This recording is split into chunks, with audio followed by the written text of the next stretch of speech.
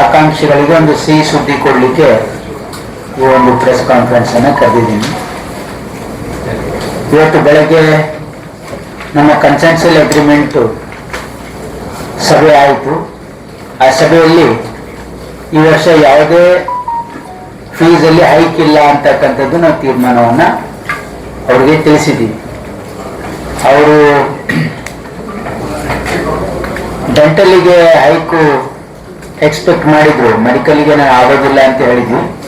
Dental ಕಾಲೇಜಲ್ಲಿ fee hike ಮಾಡಿ ಅಂತ ಕೇಳಿದ್ರು. ಆದರೆ ಈ ವರ್ಷ ನಾವು ಯಾವುದೂ ಫೀ ಹೈಕ್ ಮಾಡೋದಿಲ್ಲ ಅಂತಕ್ಕಂಥದ್ದು ಬಹಳ ಸ್ಪಷ್ಟವಾಗಿ ಈಗ ಅವ್ರಿಗೆ ಹೇಳಿದ್ದೀವಿ. ಅವರು ಕೂಡ ಒಪ್ಕೊಂಡಿದ್ದಾರೆ. ಯಾಕಂದರೆ ಈ ವರ್ಷ ನಮ್ಮ ಮಕ್ಕಳು ಈಗಾಗಲೇ ಸ್ಟ್ರೆಸ್ಸಲ್ಲಿದ್ದಾರೆ. ಈ ನೀಟಿನ ಪೇಪರ್ ಲೀಕ್ ಆಗಿ ಮಕ್ಕಳು ಮೊದಲೇ ಒಂದು ಭಾಳ ದೊಡ್ಡ ಒಂದು ಆತಂಕದಲ್ಲಿದ್ದಾರೆ. ಅಂಥ ಸಂದರ್ಭದಲ್ಲಿ ಮತ್ತೆ ನಾವು ಫೀ ಹೈಕ್ ಮಾಡಿ ಅವರಿಗೆ ಹೊರೆ ಮಾಡಬಾರ್ದು ಅಂತಕ್ಕಂಥ ಒಂದು ಉದ್ದೇಶ. ನಾವು ಕಳೆದ ವರ್ಷನೂ ಫೀಸ್ ಹೈಕ್ ಮಾಡಿರಲಿಲ್ಲ, ನಾವು ಮಾಡಿರಲಿಲ್ಲ. ಈ ವರ್ಷನೂ ಫೀಸ್ ಹೈಕು ಇಲ್ಲ ಅಂತಕ್ಕಂಥದ್ದು ಸ್ಪಷ್ಟವಾಗಿ ಹೇಳಿದ್ದೀವಿ. ಮತ್ತು ನಮ್ಮ ರಾಜ್ಯದಲ್ಲಿ ಈಗಾಗಲೇ MBBSಗೆ ನಮ್ಮ ಹತ್ರ 13,945 ಸೀಟು, ಇನ್ಕ್ಲೂಡಿಂಗ್ 550 ಸೀಟು, 13,945 ಸೀಟು ನಮ್ಮ ರಾಜ್ಯದಲ್ಲಿವೆ. ಇದಕ್ಕೆ ಮತ್ತೆ 550 ಸೀಟು ಗೌರ್ಮೆಂಟ್ ಕೋಟಾದಲ್ಲಿ ನಮಗೆ ಅನೌನ್ಸ್ಮೆಂಟ್ ಸಿಕ್ಕಿದೆ. ಈಗಾಗಲೇ ನನ್ನ ಪತ್ರಿಕಾ ಗೋಷ್ಠಿಯಲ್ಲಿ ಹೇಳಿದ್ದೀನಿ. ಮತ್ತೆ ಕಳೆದ ವರ್ಷ ಏನು ಫೀಸ್ ಇತ್ತು ಅದೇ ಫೀಸ್ ಕಂಟಿನ್ಯೂ ಆಗ್ತದೆ. ಮತ್ತು ನಮ್ಮ PG ಸೀಟಲ್ಲೂ ಕೂಡ 7,687 ಸೀಟ್ ಇತ್ತು. ಈ ವರ್ಷ ಮತ್ತೆ 572 ಸೀಟ್ ಅದಕ್ಕೆ ಇನ್ಕ್ರೀಸ್ ಆಗಿದೆ. ಹಾಗಾಗಿ ನಮ್ಮ ರಾಜ್ಯದ ಮಕ್ಕಳು ಯಾರು ನೀಟ್ ಆಕಾಂಕ್ಷಿಗಳಿದ್ದಾರೆ, ಯಾರು MBBS ಮಾಡಬೇಕು ಅಂತ ಉದ್ದೇಶ ಇರ್ತಕ್ಕಂಥವ್ರಿಗೆ ಇದೊಂದು ಒಳ್ಳೆಯ ಸಿಹಿ ಸುದ್ದಿ ಅಂತಕ್ಕಂಥದ್ದು ನನ್ನ ಭಾವನೆ. ಯಾಕಂದರೆ ಸೀಟು ಇನ್ಕ್ರೀಸ್ ಆಗ್ತಾ ಇದೆ ಮತ್ತು ಫೀಸ್ ಯಾವುದು ಜಾಸ್ತಿ ಆಗ್ತಾ ಇಲ್ಲ ಅಂತಕ್ಕಂಥದ್ದು ನಿಮ್ಮ ಮುಖಾಂತರ ಕರ್ನಾಟಕ ರಾಜ್ಯದ ಮಕ್ಕಳಿಗೆ ಇದೊಂದು ಸಂದೇಶವನ್ನು ಕೊಡ್ತಾ ಇದ್ದೀನಿ. ಹೋದ ವರ್ಷ 450 ಆಗಿತ್ತು, ಈ ವರ್ಷ 550 ಗೌರ್ಮೆಂಟ್ ಕಾಲೇಜಸ್.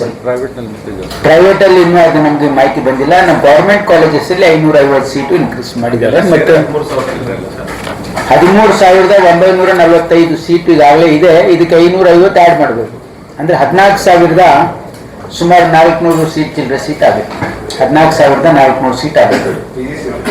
PG ಸೀಟು 7,000 ನಾವು ನಂಬರ್ 1 ಇದೀವಿ ದೇಶದಲ್ಲಿ. 72 medical college, highest number of seat. ತಮಿಳುನಾಡುವಲ್ಲಿ 73 ಕಾಲೇಜ್ ಇದೆ, ಬಟ್ ನಮ್ಗಿನ ಸೀಟ್ ಕಮ್ಮಿ ಇದೆ. ಅವರು PG ಸೀಟು 7,682 ಸೀಟ್ಗಳನ್ನು ಈಗಾಗಲೇ ನಮ್ಮ ಹತ್ರ ಇದೆ. ಮತ್ತೆ ಅದಕ್ಕೆ 572 ಸೀಟ್ ಆ್ಯಡ್ ಆಗಿವೆ.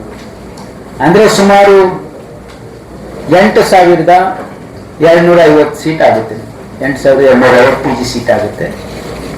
ಇದರಿಂದ ನಮಗೆ ಕೇಂದ್ರ ಸರ್ಕಾರದಿಂದ ಇದಕ್ಕೆ ಸೀಟ್ ಅನೌನ್ಸ್ಮೆಂಟ್ ಸ್ಕೀಮಲ್ಲಿ ಕೂಡ ನಮಗೆ ಹಣನೂ ಬರಬೇಕು. 1,036 ಕೋಟಿ ಕೇಂದ್ರ ಸರ್ಕಾರ ನಾವು ಎಂಟೈಟಲ್ಡ್ ಇದ್ದೀವಿ. ಅಂದರೆ ನಾವು ಗೌರ್ಮೆಂಟ್ ಕಾಲೇಜಲ್ಲಿ ಸೀಟ್ ಹೆಚ್ಚಳ ಮಾಡಿದರೆ 60-40 ರೇಷಿಯೋದಲ್ಲಿ ಅವರು ನಮಗೆ ಸುಮಾರು 1,036 ಕೋಟಿ ಕೇಂದ್ರದ ಶೇರ್ ಅಷ್ಟಾಗುತ್ತೆ. ಆ ಹಣನೂ ಕೂಡ ನಮಗೆ ಬರಬೇಕು. ಅದರ ಪ್ರಸ್ತಾವನೆ ಕೂಡ ನಾವು ಕೇಂದ್ರ ಸರ್ಕಾರ ಕಳಿಸಿದ್ದೀವಿ. ಅದಕ್ಕೂ ನಾವು ಕೇಳಿದ್ವಿ ಅನೌನ್ಸ್ಮೆಂಟಿಗೆ. ನಮಗೆ ಕಳೆದ ವರ್ಷ 800 ಕೋಟಿ ಬರಬೇಕಾಗಿತ್ತು, ಆದರೆ ಅವರು ಹೋದ ವರ್ಷ ನಮಗೆ ಇನ್ಕ್ಲೂಡ್ ಮಾಡಲಿಲ್ಲ.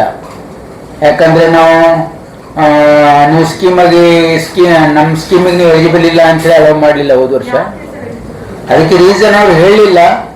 ಬಟ್ ಈ ವರ್ಷ ನಾವು ಮತ್ತೆ ಅಪ್ಲೈ ಮಾಡಿದ್ದೀವಿ. ಈ ವರ್ಷ ಒಪ್ಕೊಂಡಿದ್ದಾರೆ. 1,036 ಕೋಟಿ ಕೂಡ ಆಗಿದೆ. ಆ ಇನ್ಸ್ಟಿಟ್ಯೂಟ್ ಇನ್ಸ್ಟಿಟ್ಯೂಟ್ ಅಲ್ಲಿ ಸೀಟ್ ಅನೌನ್ಸ್ಮೆಂಟ್ ಆಗ್ತಾ ಇದೆ. ಅಲ್ಲಿ ಫೆಸಿಲಿಟಿ ಇಂಪ್ರೂವ್ಮೆಂಟ್ ಇದೆ.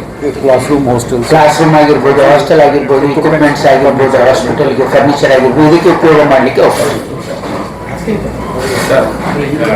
ಈಗಾಗಲೇ ಬಹಳ ಸ್ಪಷ್ಟವಾಗಿ ಮುಂಚೆ ಹೇಳಿದ್ದೆ ಈ ವರ್ಷ ಫೀ ಹೈಕ್ ಮಾಡಲ್ಲ ಅಂತ. ಯಾಕಂದ್ರೆ ಇದು ನೀಟ್ ಲಾಸ್ಟ್ ಇಯರ್ ಕೂಡ ಅವ್ರು ಕೇಳಿದ್ರು, ಲಾಸ್ಟ್ ಇಯರ್ ಕೇಳಿದ್ರು, ಆಗಲ್ಲ ಅಂತ ಹೇಳಿದ್ವಿ. ಈ ವರ್ಷ ನಾವು ಈಗ ನೀಟ್ ಪೇಪರ್ ಲೀಕ್ ಆದಾಗ ನಾವು ಡಿಸ್ಕಸ್ ಮಾಡಿದ್ವಿ, ನೀವು ಈ ವರ್ಷ ಹೈಕೆ ಕೊಡೋದಿಲ್ಲ ಅಂತ ನಾನು ಬಹಳ ಸ್ಪಷ್ಟವಾಗಿ ಹೇಳಿದ್ದೆ. ಅವ್ರು ಕೇಳಕ್ಕೆ ಹೋಗಿಲ್ಲ. ಕೂಡ ಅಂದ್ರೆ 2-3 ಇದೆ ನಮ್ಗೆ. ಈಗ ಅಲ್ಲಿ 1,000 ಇದೆ.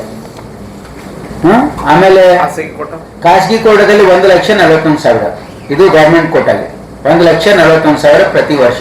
MBBS ಹೇಳ್ತಾ ಇದ್ದೀನಿ. ಇದು ಈಗ ಪ್ರೈಮರಿ ಸ್ಕೂಲ್ಗಲ್ಲ, ಇಷ್ಟು ಫೀಸ್ ಈಗ ಪ್ರೈಮರಿ ಸ್ಕೂಲ್ಗಿದೆ. ಆಮೇಲೆ ಪ್ರೈವೇಟ್ ಕೋಟಾ ಏನಿರ್ತದಲ್ಲ ಅದು 11,88,167 ಇದೆ. ಡೆಂಟಲ್ ಕಾಲೇಜಸ್ ಅಲ್ಲಿ ಗವರ್ಮೆಂಟ್ ಕೋಟಾ 40,000 ಇದೆ ಮತ್ತು ಇದು ಪ್ರೈವೇಟ್ ಕೋಟಾ 83,000 ಇದೆ. ಮತ್ತು ಅವ್ರ ಪ್ರೈವೇಟ್ ಕೋಟಾ 7,32,000 ಇತ್ತು, ಅವರೇ ರಿಡ್ಯೂಸ್ ಮಾಡ್ಕೊಂಡಿದ್ದಾರೆ ಬಹಳಷ್ಟು ಕಾಲೇಜಸ್ ಅಲ್ಲಿ. ಯಾಕಂದ್ರೆ ಡೆಂಟಲ್ ಕಾಲೇಜಸ್ ಅಲ್ಲಿ ಡಿಮಾಂಡ್ ಇಲ್ಲ ಅಂತ ಅವರೇ ಫೀಸ್ ಕಮ್ಮಿ ಮಾಡ್ಕೊಂಡು ಹಾಕ್ತಾ ಇದ್ದಾರೆ. ಗವರ್ಮೆಂಟ್ ಕೋಟಾ ಸೀಟ್ಗಳು ಅವರು ಏನಿರುತ್ತೆ ಕೆ ವೆಬ್ಸೈಟ್ ಅಲ್ಲೇ ಡಿಸ್ಪ್ಲೇ ಮಾಡ್ತಾರೆ. ಯಾಕಂದ್ರೆ ಅವ್ರು ನಮಗೆ 20% ಸೀಟ್ ಕೊಡ್ತಾ ಇದ್ದಾರೆ.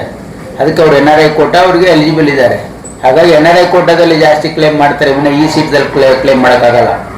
ಇದೇನು ಸರ್ಕಾರ ನಿಗದಿ ಮಾಡ್ತದೆ ಅದೇ ರೇಟಲ್ಲಿ ಕೊಡಬೇಕು, ಅವ್ರು ತಗೋಬೇಕು ಸೀಟ್ ಅಷ್ಟೇ. ಯಾಕಂದ್ರೆ 100% ಕೌನ್ಸಿಲಿಂಗ್ ಕೆ ಇಂದ ಆಗ್ತಾ ಇರೋದ್ರಿಂದ ಕೆ ಇಂದನೇ ಫೀಸ್ ಕಲೆಕ್ಷನ್ ಆಗುತ್ತೆ, ಆಮೇಲೆ ಕಾಲೇಜಿಗೆ ರಿಯಂಬರ್ಸ್ ಮಾಡ್ತಾರೆ. ಅದ್ರಾಗ ಏನು ಗೊಂದಲ ಇಲ್ಲ. 100% ಟ್ರಾನ್ಸ್ಪರೆನ್ಸಿ ಇದೆ ಇದರಲ್ಲಿ. ಯಾವುದೇ ಸೀಟು ಯಾವುದೇ ಕಾರಣಕ್ಕೆ ಕಾಲೇಜಿಗೆ ವಾಪಸ್ ಹೋಗಲ್ಲ.